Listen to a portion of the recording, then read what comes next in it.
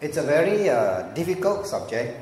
It's a very, very tough subject. The subject is on the in Pali, udacca, restlessness, and typically it is ignorant mind, ignorant consciousness.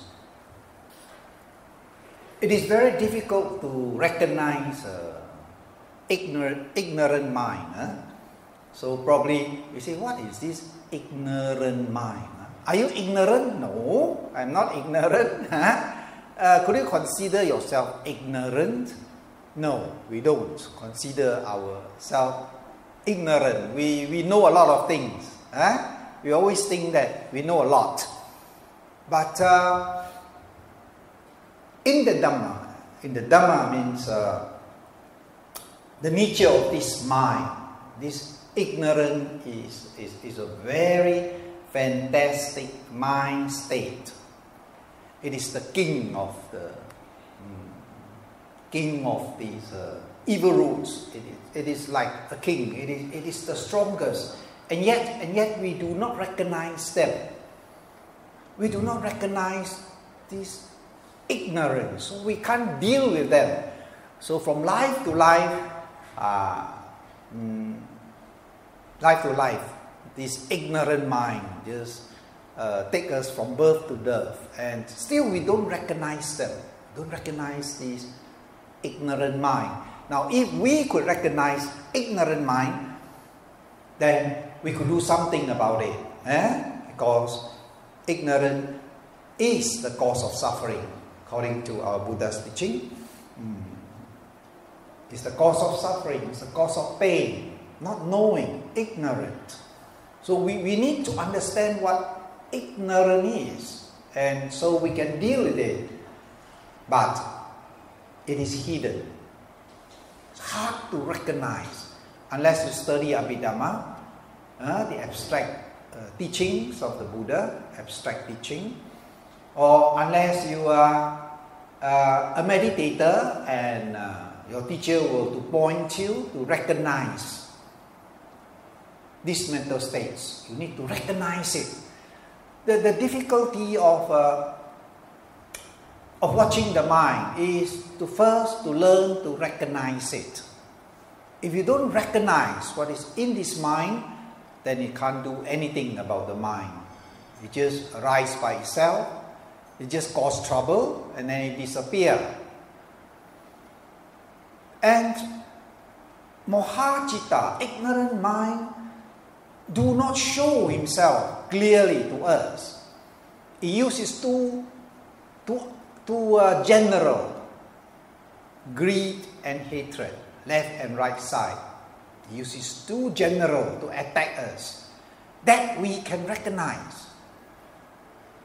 Even though it is hard to recognize unless you are pointed out that this is greed, this is attachment, then you learn to recognize what attachment is. Then you say, what is this attachment?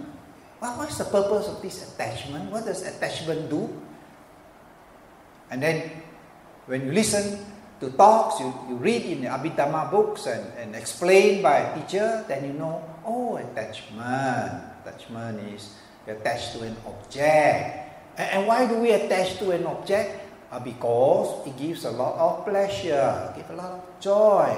So the mind always looks for attachment because it brings joy. Then you recognize. But what when attachment brings so much joy? How could it be bad? Anything that gives so much pressure should be welcome. Now that is the problem, that we welcome attachment, we welcome greed, we welcome enjoyment, because it makes us happy. Like having good food, like go out sightseeing, like window shopping, like listening to nice music, like sleeping, doing nothing, or resting in an aircon room. Give us a lot of pleasure. It must be something good. Yes, it gives us a lot of joy. But then, because it doesn't last, Like if you're feeling very cool and you go out from this room and it's very hot, then you get disgusted. Then you don't like it. Then you feel uncomfortable, painful feeling. Then comes the other side.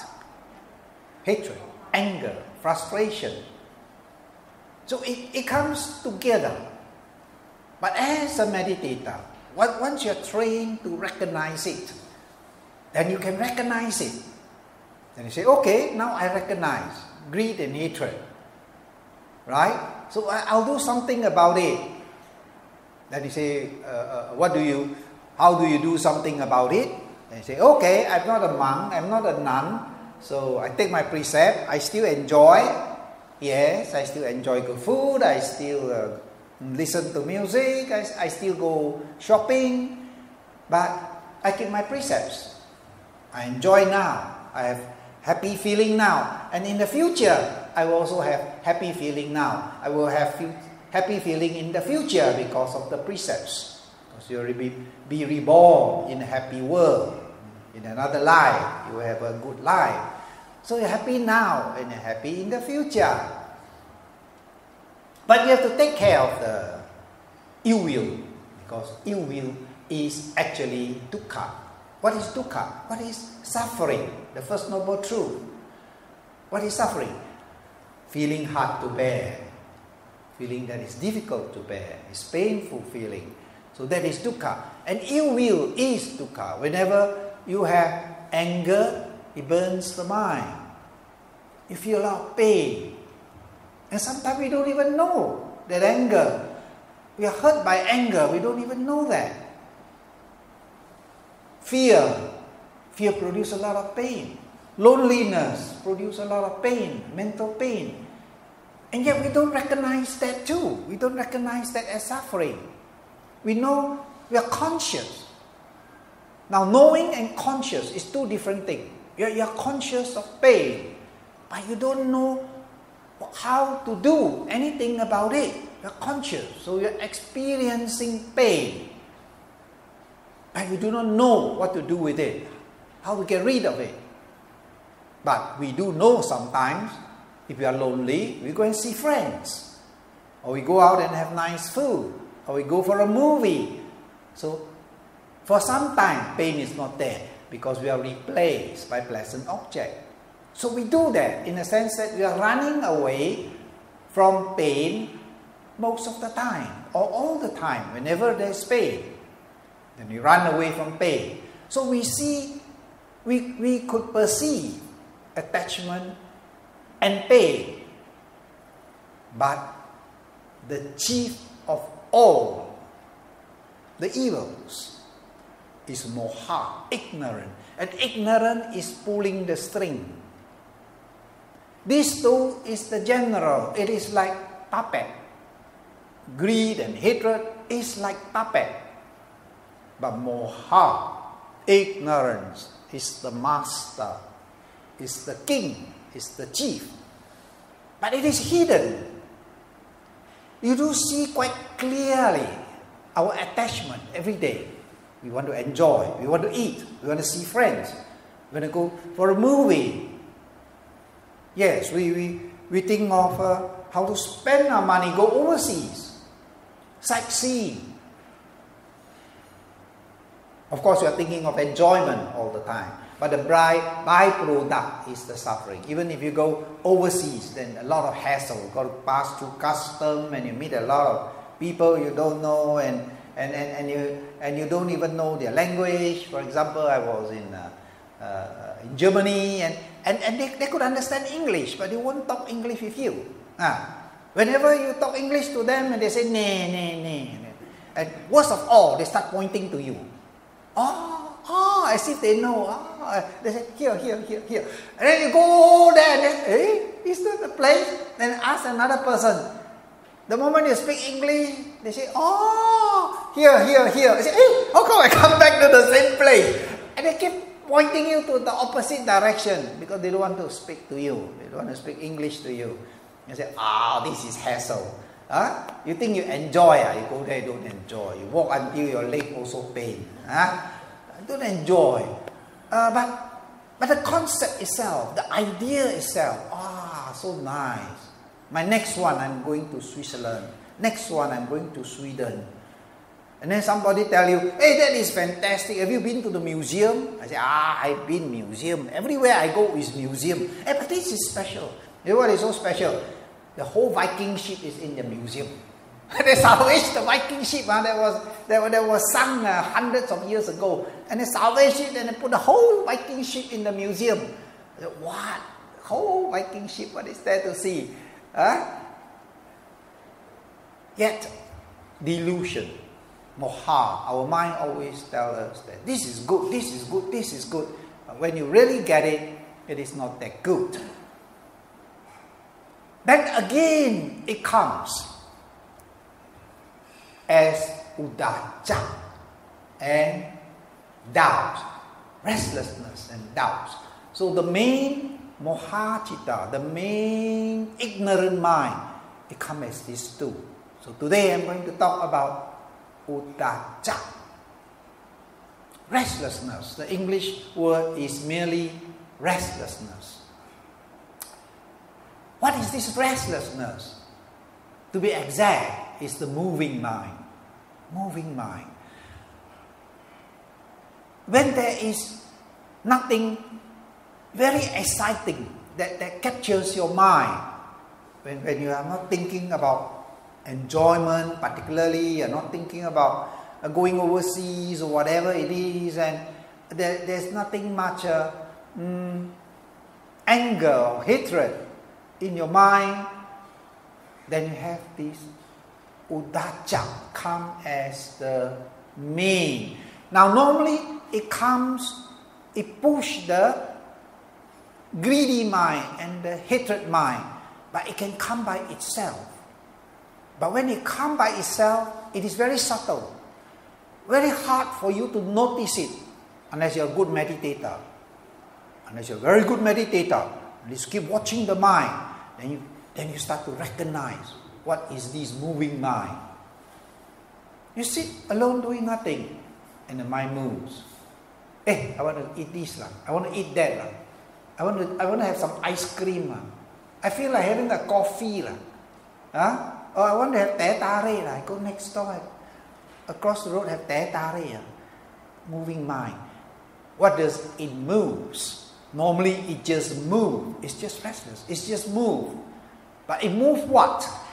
It moves greed and hatred. But why does it move greed and hatred? Because it is unwholesome. So it only able to move the unwholesome. It does not move the wholesome mind. The wholesome mind has no ignorance. So it cannot move the wholesome mind. So it moves the unwholesome mind, moves the attachment. And so when the mind experiences the object and you find very pleasant, then the udacha, the ignorant mind, push it. Now go lah, it's good. Go forward, take more, eat more, do more. So people who has this greed mind, they keep on pushing until they perform very hideous action. They keep on pushing until they, out of greed, they have no money to buy things, then they steal to buy things, to enjoy. Because ignorant mind say, take lah. He got so much lah. You take some for him, also never mind lah. Take lah. Keep on pushing. So behind this greed and hatred, you have this udacha. It's pushing the hatred, the anger. It just starts from a thought. Oh, he do something to you. Why he do this to me? Why he say this thing to me? I never harm him. I never hurt him. Why he do this thing to me? Now it started from a thought. Then comes the mohachita. Yeah lah, why must he do this thing? You got a chance, do it back to him lah. Do lah. Then the mind start planning. Okay, what time he comes out? I'm going to see him. I'm going to hit him on the nose. Moha, udacha is behind. It's just moving. Now, if you're a meditator, you realize that when you meditate and you say, okay, I'm going to meditate, I'm going to put my mind to this rising and falling. You think it stays there? Rising, falling, then it moves. You start thinking, today I got things to do lah. Afterwards it's a jam lah, I better go back early lah. Mind start moving.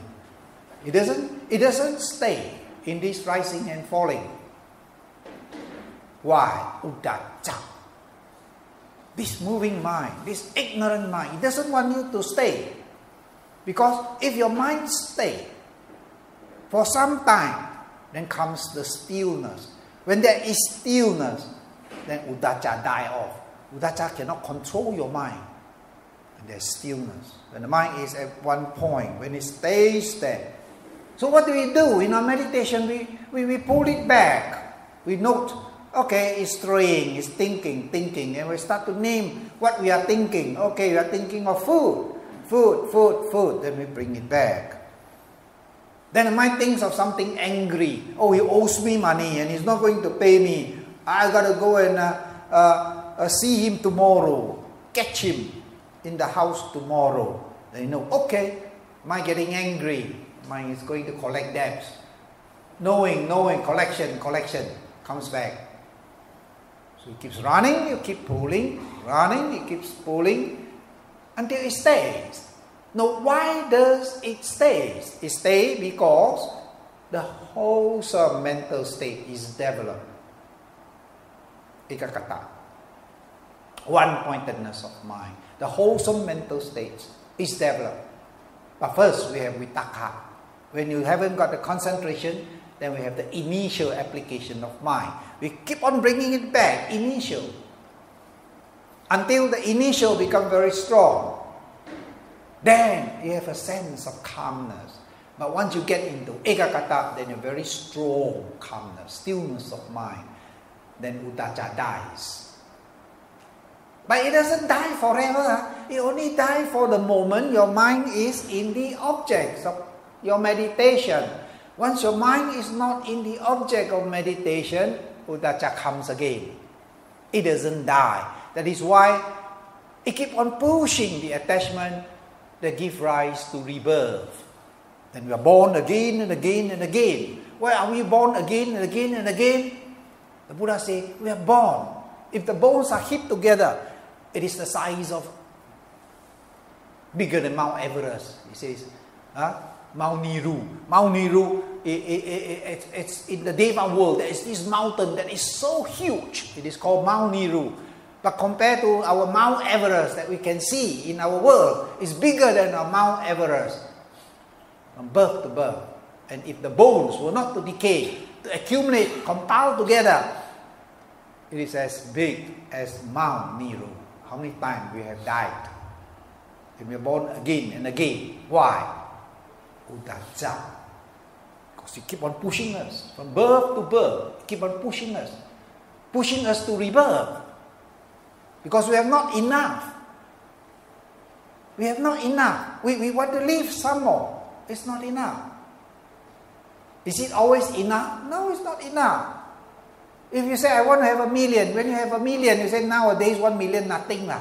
I need 2 million lah. Then you say, bungalow cannot, 2 million so cannot buy lah. 3 million lah. Where is it enough? The mind is always not enough. Once you want this, once you have this, then the mind no longer needs to have this. Then the mind needs to have some other things. Oh, this is white color. I think I buy a dark one, a sunglass. Because you don't have a sunglass. You have a reading glass, a white glass. Then I say, once you have these, so you no longer need to have these because you already have these. So you need another thing. That is what the mind does. So behind it is the uddhacca. Uddhacca is what? It is actually a byproduct of ignorant mind. Ignorant mind has two. It has doubt and it has restlessness. It belongs to ignorance. But you don't see ignorance itself. See the uddhacca. Then we say, can you see ignorance? It is the not knowing. Can you see not knowing? Can you perceive not knowing? How to perceive not knowing? What is this not knowing that we can perceive? Can you perceive not knowing? No, what is this not knowing? I read and I know lah. Four Noble Truth, I don't know. Okay, I listen, then I know lah. What is this not knowing? Then I know lah. What is this not knowing? What is this ignorant mind? Yet, the closest we come to recognize this restless mind. Now, if you go to the Abhidhamma, what is this restlessness? It has the characteristics of disquiet. But could you feel the disquiet? We don't. Unless you have a lot of thoughts that keep on rising and rising, or at night when you can't sleep, then you feel the pain. When it toss and turn and toss and turn, and the thoughts keep on coming and coming, there are thousands and 1 million of thoughts that keep on arising, but you don't want it, isn't it? You want to sleep. Then you say, go away lah, go away lah. It doesn't go away. You can't control it, you can't command it. Then you know, this is disquiet mind, this is restlessness. It causes pain. Restlessness causes pain. When the mind is still, it is samadhi. It causes peace and it causes joy. That is the opposite. But we don't feel the subtle type of restlessness. We can only feel the gross type. When you meditate and the mind goes all over the place, then you know, this is restlessness. Uddhacca, uddhacca. This is restlessness. You say, wow, today my mind is so restless. Come back, rising, falling. You've got to quieten it. Why? Because it produces pain. And if you're not aware of this pushing, and when the mind has a lot of greed, it causes trouble. The mind has greed, it breaks precepts. People kill because of greed. Yes. Because of attachment. The attachment to so many things. Even attachment to the idea itself. Concept itself. Attachment. That I think this is right. If you don't accept what I say, then I kill you. Yes. Attachment. And if you keep on, moha keep pushing the attachment, then it leads to a lot of problems. People steal, people kill, people lie, perform sexual misconduct, intoxicant, take drugs, because he wants to enjoy, or perhaps he wants to run away from suffering, because there's a lot of pain. A lot of people do that. They drink when they have a lot of suffering, a lot of mental pain. They go to the bar, they drink and drink and drink. They think that by drinking they forget everything. Can they forget? No, they can't forget. They vomit. They don't know how to go home. Worse. It's worse. It doesn't solve the problem. Behind it is uddhacca. In this life itself, you experience suffering because of uddhacca.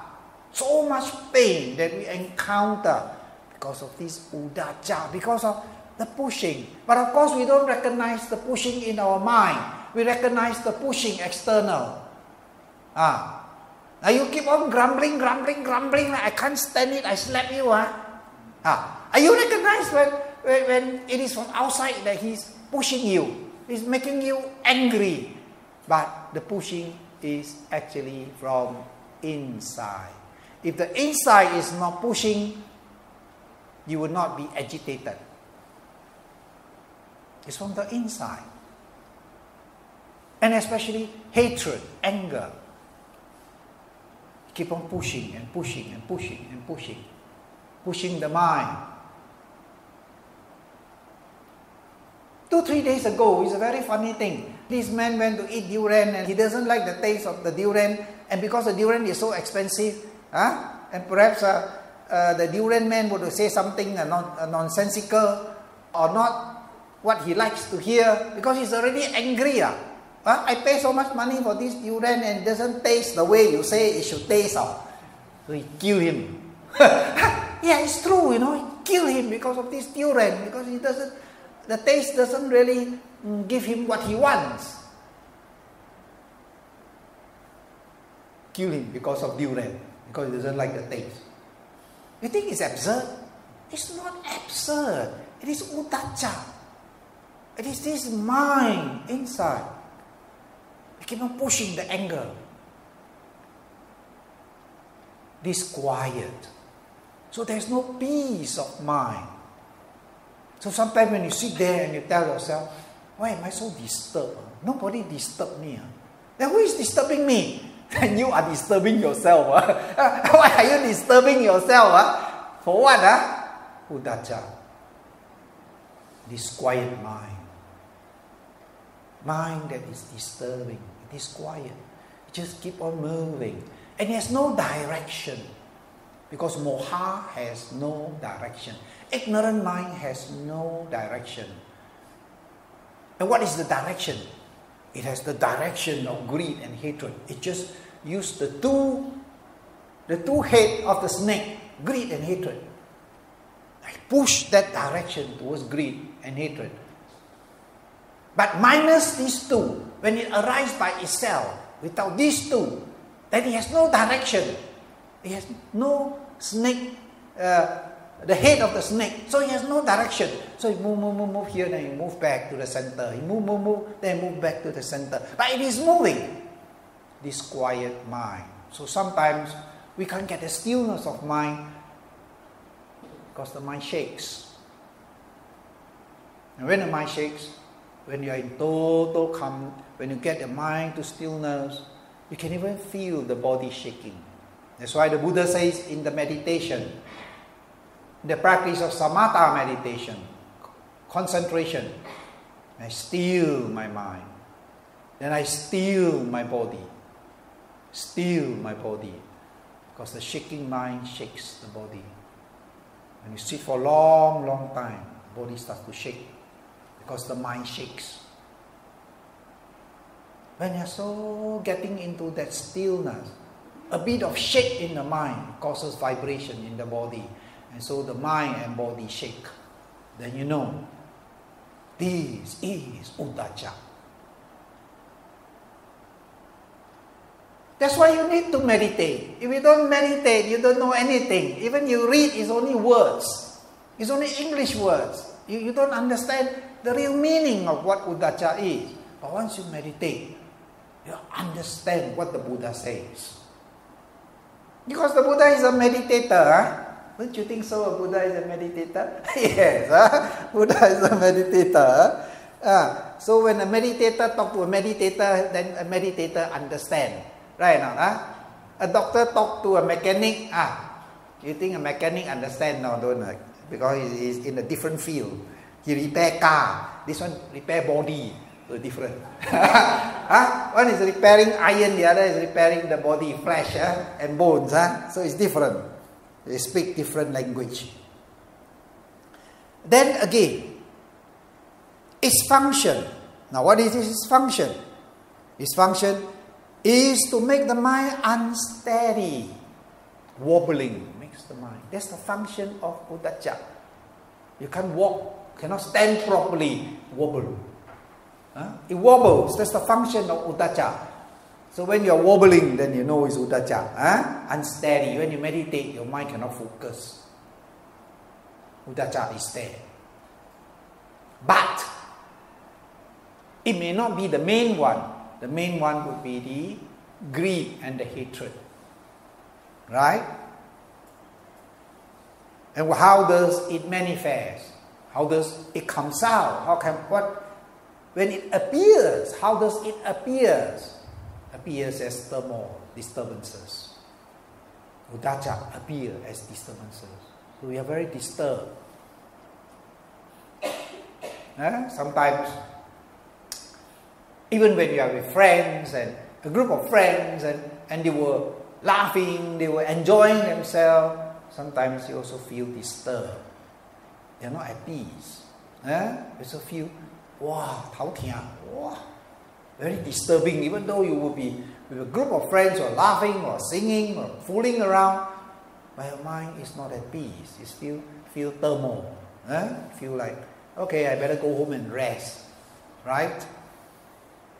So, proximate cause is unwise attention to mental disquiet. What does that mean? Objects that disturb the mind. Not object for concentration, but object that disturb the mind. So there are objects that are suitable for meditation. There are objects that are not suitable for meditation, depending on what type of meditation you are practicing.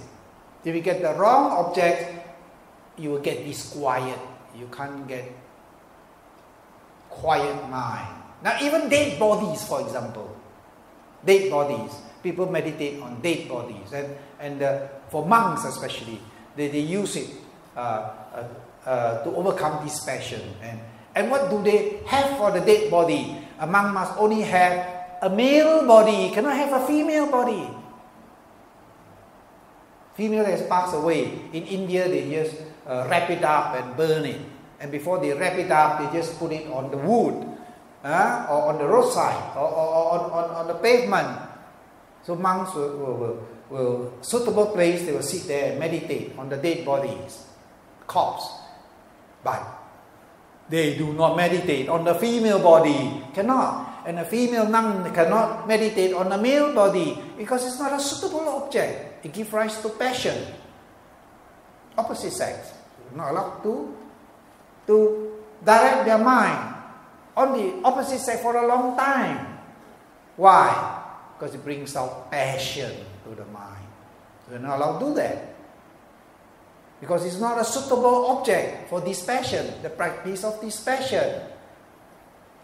And so, is the object in our meditation. There are many objects that are suitable, there are many objects that are not suitable. So if you take a not suitable object, a mind could go crazy, could go mad. Instead of getting quietness of mind, stillness of mind, it gets disquiet, it gets more and more until the mind goes crazy. Why? Because the mind is highly disturbed. When the mind is highly disturbed, it goes crazy. Mind goes mad.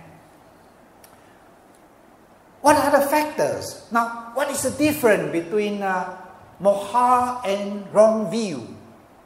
What is the difference between ignorance and wrong view? What's the difference? Is wrong view ignorant? Who wants to answer that? Is wrong view ignorant, or is ignorant wrong view? Is it the same? Is it different? What's the difference? Hey, those who study Dhamma, come on, give some answer. People have been listening to Dhamma talk for so long. Anybody? What's the difference between wrong view and ignorance?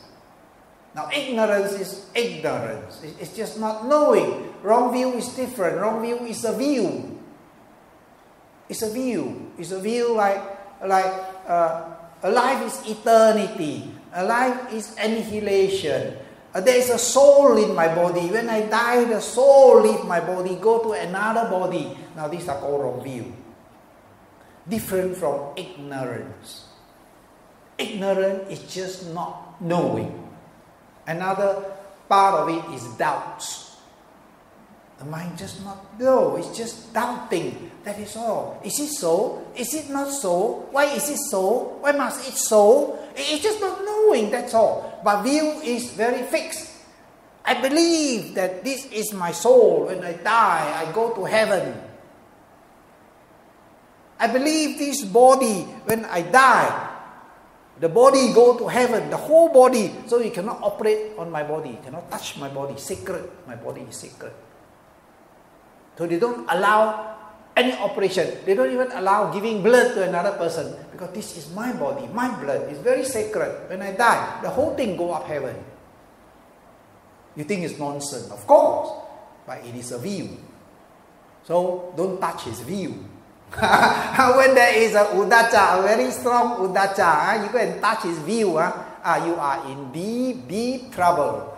Right now, you're going to get hurt. So views are dangerous. Very dangerous. Whereas moha is just moving. Unless it pushes the greed and hatred. Otherwise it's just moving. That's all. It doesn't harm you. It doesn't hurt you. But it only harms himself. It doesn't harm you. Moha doesn't harm you. But moha harms himself. Harm himself. Now we know the difference between view and moha. It's good to study Abhidhamma because Abhidhamma explain very detailed. Sometimes they say hair splitting. The hair is so fine already. You need to split the hair again. You say, what, man, Brother James? How to understand that? Now what is delusion then? What is moha then? Ignorance is the characteristics of mental blindness or unknowing. The function is non-penetration, concealment of the real nature of things. So now I'm explaining what moha is. Manifests as the absence of right understanding. There's no right understanding. Moha doesn't know anything. So its cause is unwise attention. So proximate cause is unwise attention. Unwise attention means that proximate cause of moha, unwise attention means it's not taking the mind towards wisdom. It's not learning what Noble Eightfold Path is, right? It is not going towards meditation. It is not going towards stillness of mind, what concentration is, what wisdom is. It's unwise attention. It's just not paying attention to what is good, what is wholesome.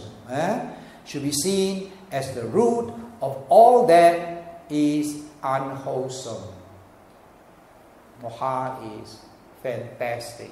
It is the chief of all evil. And yet we do not recognize it. Do not recognize moha. Now if you don't recognize it, how are you going to fight against it? How are you going to fight against an invisible army? And this is more than an army. Buddha says you can take a sword and you can kill 1,000 a person. Your enemy, 1,000 enemy soldiers, and yet far better is it to kill the moha. You can kill the ignorance. Because so fantastic, it's so strong, it is so hidden that you can't perceive it. It doesn't show himself. It shows himself in greed and hatred. And you thought that greed and hatred is the problem. And yet you can't even deal with greed and hatred. Most of the time you say, I'm not a monk. How am I going to deal with this attachment? Don't tell me you have no attachment, man. Arhan only lah. But Arhan is so like the moon. How are you going to the moon? It's so far away, so like the moon. You talk about Arhan, so like the moon. Or even the sun that you can't reach. So, yet, there is a way, of course, there's a way. So how do we reduce our attachment, our enjoyment? We reduce it by taking our precepts. So we don't kill for our enjoyment, we don't steal for our enjoyment. No, we don't take drugs for our enjoyment. So we reduce by taking precepts. Our enjoyment don't go excess. We enjoy what we can afford. We don't enjoy what we can't afford. What we can afford. So you have money to buy a Mercedes car, go right ahead. You have the money, you work for it, you sweat for it. You want to buy a Mercedes car, go ahead. You want to buy a Volvo, go ahead. You have the money, go and buy it. But if you don't have the money, don't buy it. When it comes for installment, then you cry. When you start to go service only, you cry. Like a friend says, I can afford to buy a Mercedes, but I can't afford it to take it to the workshop. You can't afford the service. Go in, go out only. You go black. $10,000. Gogi, you come out. Touch this a bit, touch that a bit, touch this and that, and they give you the bill. Wow, gogi. Go in only, don't know to come out. You have all the saving to buy, but you can't afford to maintain it. To calculate properly. Enjoy what you can, moderately. So in that way, when you start meditation, you get a lot of spiritual happiness that it requires less of material happiness. If you do not have spiritual happiness, then our mind is fully concentrated on material happiness. Because there is no spiritual happiness. It is vacant there. Just as it's like it's vacant. There's nothing to fill it up. So it needs to fill it up. So the mind keeps on going to enjoy, seeing, smelling, eating. It keeps on going non-stop for enjoyment. But once you have that spiritual happiness, then you say, okay, I don't need that because I have spiritual bliss. And the spiritual bliss is more superior than the material bliss. It's more superior because the bliss arises with contentment. Yeah, spiritual bliss becomes contentment. When you have that spiritual bliss, it doesn't matter what you eat. It doesn't matter. You don't go for taste. You're hungry, you go to fill up stomach. Because you already have that bliss inside. But if you don't have, then you need to have outer bliss. Then you must go and enjoy your television, your series. When you see halfway people go and change channel, what happened to you? Then you're like, yaka, only demon. Right now, you go and see the movie halfway, your brother come and change channel, you see what happened? You probably change his head also. Why? Attachment. We need that. We need fulfillment. We need that for our mind. Grasp object for our mind. So spiritual joy. What is spiritual joy? By dana, sila, samadhi, panya. Spiritual joy. By service. Sometimes people, by providing service, they feel very happy. And the more they think of other people, the less they think of themselves. The more you think of yourself, the less you think of other people. You don't think of other people, you only think of yourself. So that becomes selfishness. Think of nobody but their own self. It just cause and effect. Cause and effect. Spiritual bliss like sila. Now, if you keep your precept, you have a certain amount of spiritual joy. Yes, there is joy arising in your mind if you keep precepts. Especially if you keep very strong precepts. There's a lot of joy keep arising in your mind. Samadhi, concentration. When you practice meditation, there's a lot of joy arising in the mind. When you develop wholesome mind, wisdom, there's a lot of joy arising in your mind. Every now and then, joy just arises. No reason, by itself, it just arises. And if you're watching feeling, then you realize, hey, my mind is happy. How long is happy? For these few moments, it's very happy. But there's no reason why you should be happy. Joy just arises in your mind. They disappear. Then every now and then, it just arises by itself. Then it disappears. But not because you're seeing, enjoying movies, or you're listening to music, or eating good food. No. Just by itself. You're doing nothing. Just by itself. You're standing, sitting, or lying down.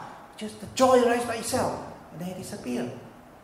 And sometimes it's so strong, you recognize it. Oh, that is spiritual joy. You recognize it. Then the question is, where do it come from? Oh, then what's your mind? It's not disturbed. It has stillness. In other words, no udacha there. When there is udacha there, when it is shaken, there will be no joy. When the mind keeps shaking, you wouldn't have joy. give rise to confusion. So what is moha? I always like to say, what is this ignorant mind, confusion mind? Mind that is highly confused. So especially when a person coming to the end of life might become very, very confused if he doesn't develop wisdom. The mind has not practiced samadhi, stillness of mind, or does not develop wisdom, then the mind becomes very confused. People ask me questions. Brother James, supposing I die, where will I be? How I know where you be? Can I still see my loved one again? How I know you see your loved one again? Have I a place to stay? Scared, like my brother-in-law say, Jia, can Jia. I say, why? Look, bo Jia, then bo tan Jia. He's thinking of dying.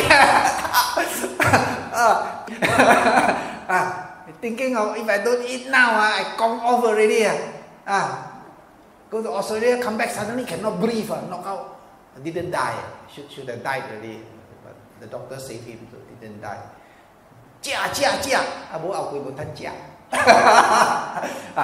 That's not a good thought, Not a good thought that when you die, you think that you are a hungry ghost, not a good thought. Because your mind is going towards there. So what do you think? When you die, what do you think? It's going towards there. Like Buddha's time, they practice to be like a dog. They think that animals are pure, humans are evil.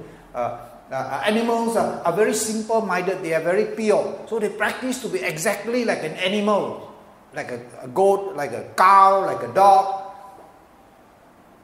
And so they heard the Buddha was there, was very happy, and when they pay respect and go around the Buddha 3 times, left and right, and then sit on the right side, they ask the Buddha, oh Gautami, ascetic, when we die, which level of heaven will we be born? Because they're so pure. They eat food also, use the tongue to lick one, no hand one. When I was in India 30 over years ago, I saw this ascetic. It's like a dog. And then he eat like a dog, like that. Then he used his tongue. Then at night he was howling. I didn't know he was the one who do it, At night cannot sleep, cannot sleep the whole night howling, And then I asked my friend, I was with my friend, there's no hotel there. So in the outskirts there is this Indian temple. So they are very nice, they allow everybody to stay. And they said, hey, you can sleep or not? I said, yeah, why not so tired? I said, the whole night howling, this dog, how to sleep? Then I realized it wasn't a dog, it was this guy. He was practicing the whole night howling. You see how pure he is? Oh, fantastic, he was howling the whole night. And so what did the Buddha say? He said, oh, Gautama, ascetic, which level of heaven? Then the Buddha said, you're practicing your whole life as a dog. And which level of heaven do you think you are going? I don't have to say, If you're lucky, you born a dog, unlucky, go down hell. Yes, because your mind is going towards that direction. Your mind keep going towards the direction. That's why I keep telling in my Hokkien talk, I just telling the old people, when you die, don't think that you go and see Gamma. Don't think that. They think when they die, they might go and see Gamma, king of hell. Then con case lah. Why you go and see the Gamma for? Go and see Thi Kong lah. Right now. So I keep telling them, don't bring your mind down so low. Always thinking so low. It's not good. It's not good. When dead people die, they wear all black and not that also not enough. They use the rice where you put your rice on to make clothes to cover up the body. What terrible. No, shouldn't do that. Shouldn't do that. Never do that. That's not the Buddha's teaching. That's not the Buddhist teaching. Then they say, oh, this is Taoism. I said, where Lord Zhu would ask you to do like that?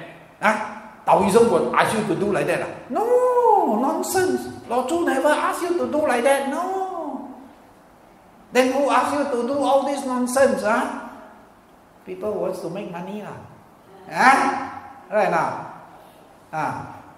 The more nonsense you do, the more money goes into the pocket. Follow the right way. Don't follow the wrong way. The Buddha never cheated you. Buddha teach the right way. Whether you want to listen, you don't want to listen, the Buddha cannot say any other wrong thing, untruth. Buddha only tell the truth. You want to listen, you want to follow, it's for your good, not for Buddha's good. Not to say, oh, you follow my teaching, my way, very good, very good. No, it's for your good, not for Buddha's good.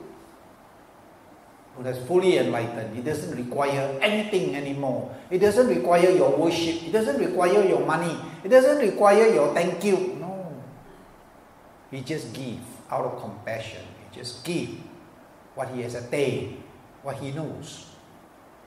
And so he shares out of compassion, out of kindness. He shares because he can see, because psychic eye.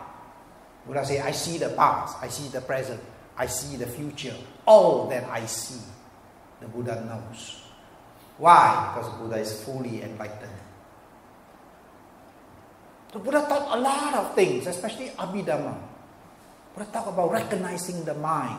We have to recognize our mind so that we can deal with it. Because if we don't deal with it in this life, we have to deal with it in the future life.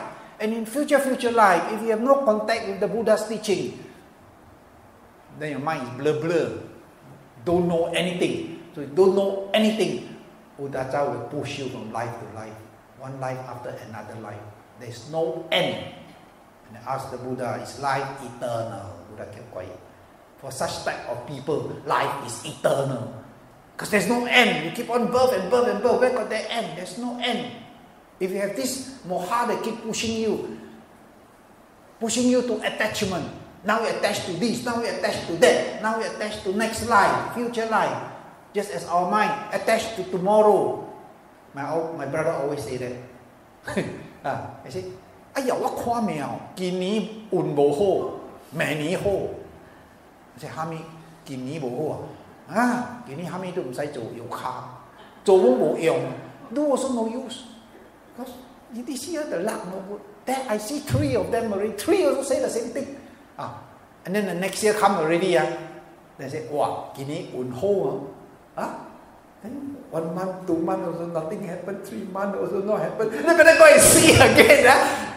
And then come back and tell me again, I Kini sang bo mi ho. That's so good. My luck. 5 years 转一摆. Next year should be good. So 哇你嘛只好了，今年嗰只摇卡。There's 1 more year to shake leg. Because no need to do anything because this year luck no good. Right or not? Cleaning on to next year. That's what our mind is. One lady who told me, Brother, if life can be very long, how nice. I say, why? Because she's only now making her pile of money. How we enjoy the idea. Not that enjoy. Want to say bye-bye already. You see, years and years of hard work accumulation. Before can really enjoy what we have accumulated. Bye-bye already. What a shame. If only we can carry it on to the next life. Can. Our hard work, our sweat, can we carry it on to our next life? What belongs to the earth, give it back to the earth. Cannot take it with us. Then what can we take? Our mental cultivation. Our good karma we can take. All those we have to leave behind. Money, wealth, our loved ones, our children. Even if you have 10 houses also must leave behind. Everything must leave behind. In this life we accumulate, buy. Soon you have to leave them all behind. You cannot take it with you. But what you can take with you is your karma. Most important is your wisdom. Panya hetu. The roots of wisdom that will continue from life to life. That is most important. You must develop this wisdom and take it with us So that when we are born in the next life, we still can follow the Dhamma, the teachings of the Buddha. When we listen to it, then we know this is the real teaching. Just as I was a Christian when I was young, most of my life I was brought up in a Christian family, go to church.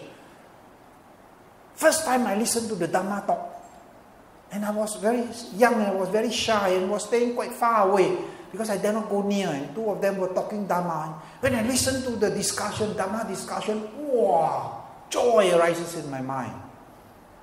I said, this is what I want. This is what I want. And then it's about to go home because it's already so late. And I say, Uncle, I go thanh theo à. Lúc tôi có người ngoài cô thanh theo, I was in Penang. And Uncle look at me. All right, theo. Lúc lại khóa, anh mẹ. What I'm going to do mà lại theo. If you are here, then you listen. No? Then every night I would go there and wait for them to come. Then I listen to the Dhamma, listen and listen. Like chỉ nói yêu nè. Wow, I listen. For 2-3 years, I listen so much Dhamma, I can give talk already. Can share already. Why? Ukin. The past roots. I have the past roots. Bring forward. Accountant say balance brings forward. Balance bring forward from the past life. That's the thing we can bring. And so is the future. It's important that you learn the Dhamma, you develop wisdom, and look into your mind. It's very important. The only way you can overcome moha is to look into your mind. Only way you can overcome. I would say the king of the devil, Lucifer himself. The moha citta, ignorance mind. And if you don't recognize it, you can't overcome it. Because it comes in so many ways. Just as greed comes in so many ways. Just as ill will, dosa citta, come in so many ways. You can't recognize it. For example, like ill will. It comes as loneliness, it comes as anger, it comes as sadness, it comes as frustration, it comes as jealousy. It comes in so many ways. But the main root is ill will, dosa citta. It comes in so many forms. So you attack here. It's still not dead yet. It's still very alive here. You attack here. Then there is still so many branches. This is moha. You still have to get rid of the greed and the hatred before you come to the restlessness and the doubts. Then you come and attack him. You see how many steps of the way. Defenses, you have to go through so many defenses. Well, I hope I don't frighten you. The defenses. That's why from life to life we are born. Because it's not so easy to attack moha. Not so easy to attack him. It's the king himself. He doesn't have to fight with you. You deal with my general first. You deal with my soldier first before you come to me. Well, achi, you fly away already. You can't even deal with my soldier. You want to deal with me? No. Deal with my soldiers first. Now when you meditate, you start looking in your mind, you start recognizing all these things.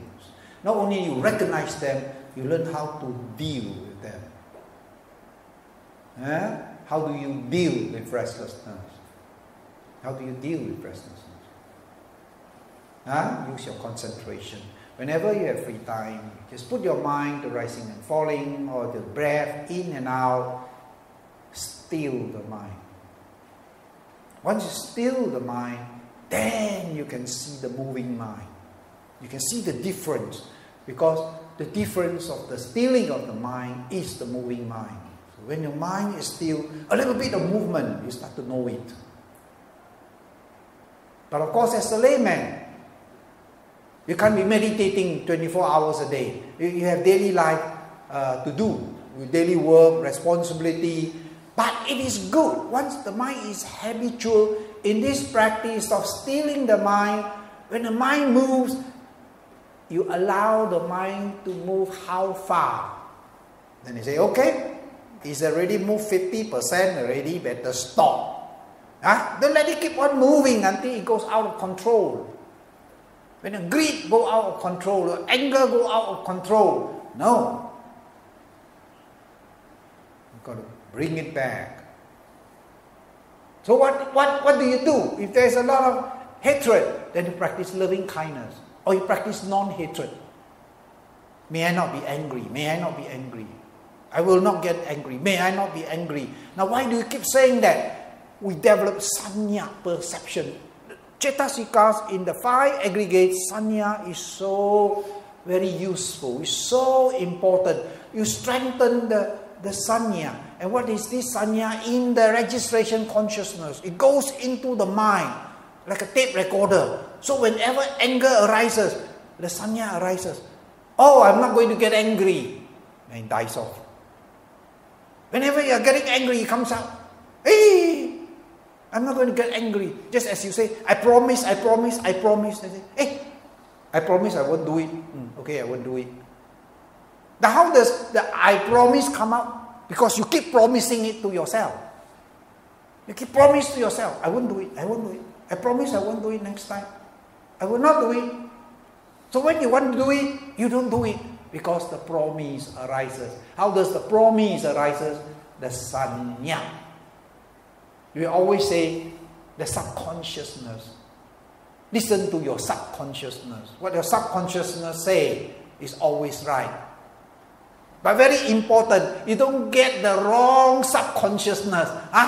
You don't put a lot of unwholesomeness in your mind, and what comes out is unwholesomeness. And you call that subconsciousness, but it's not right. What is going to tell your mind is not going to be right. Because what you are putting it, the sanya, the perception that you keep putting it is unwholesome. So what comes out is unwholesome. So you must put in wholesomeness. Greed, attachment. So you practice non-attachment, practice giving. Opposite. Then you take care of it. When you take care of these two, then you find your meditation become easier to practice. But if you don't take care of these two, then your meditation, the stillness of mind is very difficult. Because the uddhacca keep pushing. Greed and hatred keep pushing the mind. So this uddhacca is a very fantastic cetasikas, mental states. You must learn to understand it. Try to practice stillness of mind. If not, we are going to get into a lot of suffering. Whenever ill will arises in our mind, we experience pain. How does ill will arises in our mind? By way of attachment. Head and tail, they always come. Whenever there is pleasure, always followed by pain. These are the two. And ill will, pain, suffering is a byproduct of attachment. Attachment is joy consciousness. Either arise with joy or equanimity. That's why we can't get rid of attachment. Because attachment is happiness. When you think of, I go eat ice cream, wow, so much joy arises. They say, wow, next year I retire already. Wow, so much happiness. I retire, I got the money, I want to do this, I want to do that, I want to travel around the world. So much happiness. Attachment, it arises with worldly happiness or equanimity. That's why we can't get rid of attachment. Because our consciousness wants that all the time. Whenever we see beautiful things, we hear nice words, we hear music, that's what we want, happiness. But it produces a byproduct. It produces suffering. It's the cause of suffering, but it is not suffering itself. Attachment is not suffering, remember that. It is not suffering, it is the cause of suffering. It brings about ill will. Dosa citta, ill will. And ill will is suffering. Yes. When you feel dissatisfied, when you feel angry, when you feel disappointed because you can't get what you want, when you feel that people is doing things to you unfairly. You don't want them to do this to you, wanting something you can't have or wanting things you don't want. It is all ill will consciousness. So ill will consciousness is a byproduct of attachment. So the suffering is in the mind. Two types of suffering. Directly produced in the mind by way of attachment consciousness or by way of body pain. Two ways of suffering. Two ways we encounter suffering. Body pain. You feel warm, feel hot, feel itchy, you feel pain, externally or internally, organ, something wrong, or you can't sleep at night, body pain. Directly by way of body consciousness. Another is directly by your mind, citta that produces resultant suffering. Or when we mind keeps on anchoring on something that happens in the past that is unpleasant, you keep thinking about unpleasant things, then you feel a lot of mental pain. The resultant object is the mental objects. The suffering is now in this present. You are enduring, you are experiencing the mental pain by way of mental karma, verbal karma, physical karma, by three types of action. Yeah, question, Q&A. If I want to continue an hour, also cannot finish. So many notes here.